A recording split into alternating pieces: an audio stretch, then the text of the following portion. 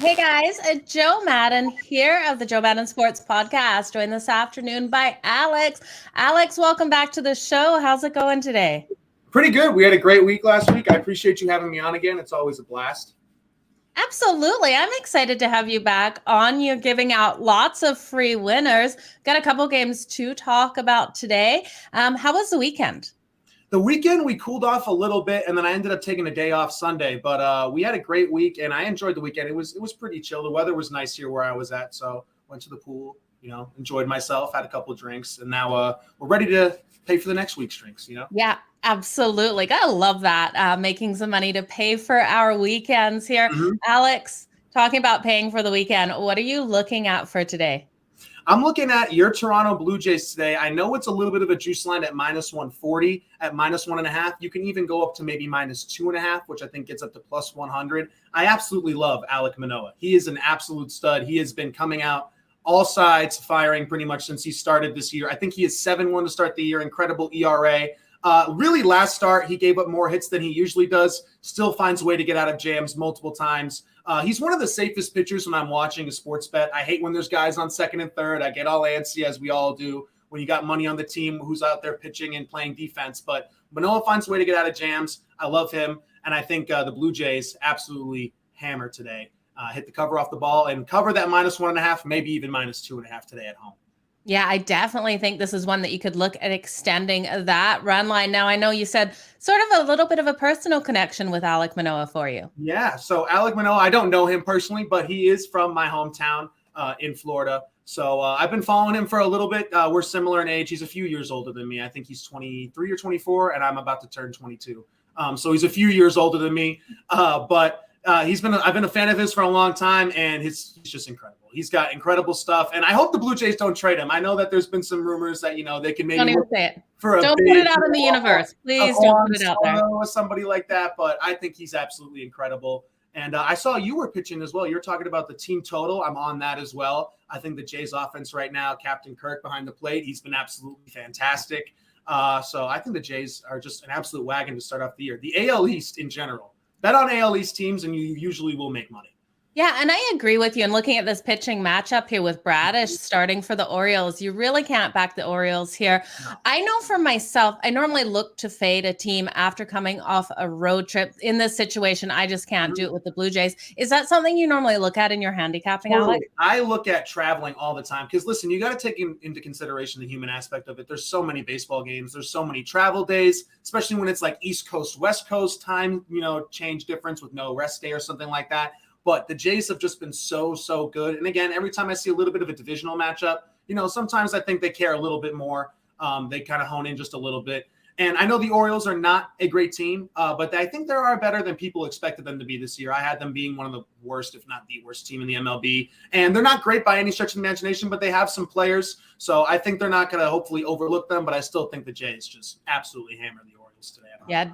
Definitely should be a good game. I'm looking forward to it, especially as a Blue Jays fan, but from a betting side of it, I love it as well. Now, on the court, we have Game 5 between the Boston Celtics and the Golden State Warriors. Warriors a favorite here, laying 4 points. This total has gone down from 212.5 to 210 or 210.5, depending on your book. What are you looking at in this one, Alex? So I did a lot of research on this game because this game is big. When you go back and look at, just playoff series in general for the NBA, Game 5 winners when the series is tied 2-2 predicts the winner 70% of the time plus. So both of these teams you're going to hear that stat all the time on the broadcast tonight too. Both of these teams are very much aware this is an extremely crucial game.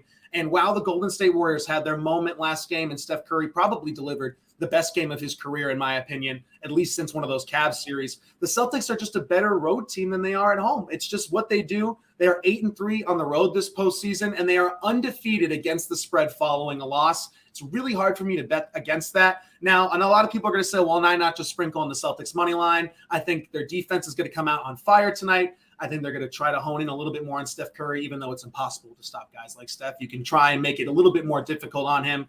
But the thing is with the Celtics, more than anything, I think Ime Udoka delivers an incredible coaching performance tonight. He is one of the best defensive minds in basketball, and this is when you throw all your ideas out there. You got 3 games left. You're in Golden State. This is when you throw the kitchen sink. All those old plans, maybe those old defensive coverages you drew up years ago that were experimental, you didn't know if you want to throw out there. Tonight's the night you use that. I expect some crazy defensive stuff from the Celtics tonight, and I think they cover. The reason why I'm not taking their money line and I'm taking their +4 instead is because of that man, Steph Curry. I have a feeling he could maybe hit a buzzer beater tonight. So now looking at Steph Curry, I didn't expect the performance we saw out of him in the last game. I thought he was more beat up and injured than they were really letting on. And it was the exact opposite. What did he get? 38 points in the last game. It was something crazy like that. Ridiculous. He dropped 43, I think, by the end of it, but he had 38 until like the fouls were happening at the end of the game. But he was just absolutely ridiculous. And some of the threes he hits, man, like they come out there and they run a very simple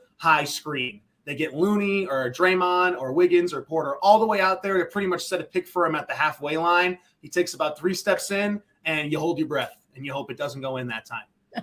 Absolutely, unless you're on the Warriors, and then it's like gravy. What is there any player power-ups you're looking at for this one tonight then? Yeah, so every single game I've been looking at Tatum's over assists. I found it at different books. Sometimes it's 5.5, sometimes it's 6.5. I would even take it all the way up to maybe even 7 or 7.5 if you can find that tonight.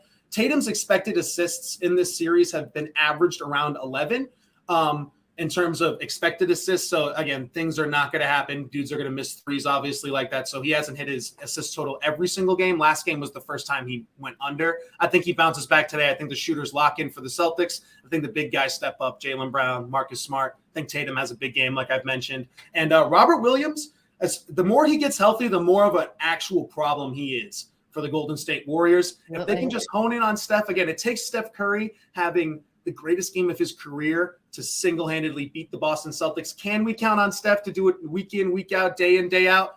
I'm going to say no, but who knows? Maybe he'll prove me wrong again tonight.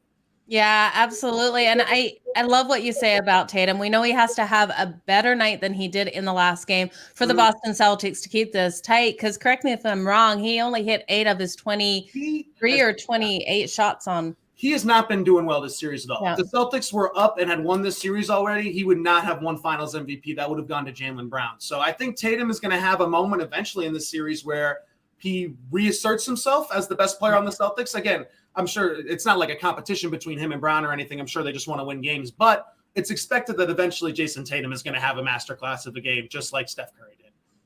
I agree with you. Okay, so you're riding with the Toronto Blue Jays on the run line. You'd even extend it up to 2.5 on that. I would ladder it, man. Their offense is on fire right now. The way Kirk is hitting the ball, I hope that he gets the nod as the all-star behind the plate. He'd be my pick right now for the AL. He is absolutely electric, and their bats in general have just been on fire. And Manoah just can't be stopped. Just can't be. Oh, he can't be. I don't want him to be stopped. Go Blue Jays, and then the Boston Celtics plus the points in this one. Best of luck in your bets tonight, Alex. I hope you hit all of them. Can't wait to talk some NHL next week with you. I want to get your insight on the finals as well. Oh, it's going to be phenomenal. Let everyone know where they can follow you on socials as well as everything that you have going on. Yeah, if you want to follow me on Twitter and TikTok, those are the 2 platforms I'm most active on, at AMAS on Sports. And then I'm bringing back my podcast, Couchside Sports, as soon as I move out of here and get into a better space. I'll set up my equipment and we'll get that going. And that will be a lot of fun as well. Absolutely. Well, you guys make sure you go over and give Alex a follow. Wealth of information from him on the daily basis. So, Alex, thank you so much for joining me here on the Joe Madden Sports Podcast. Can't wait to have you on again next week.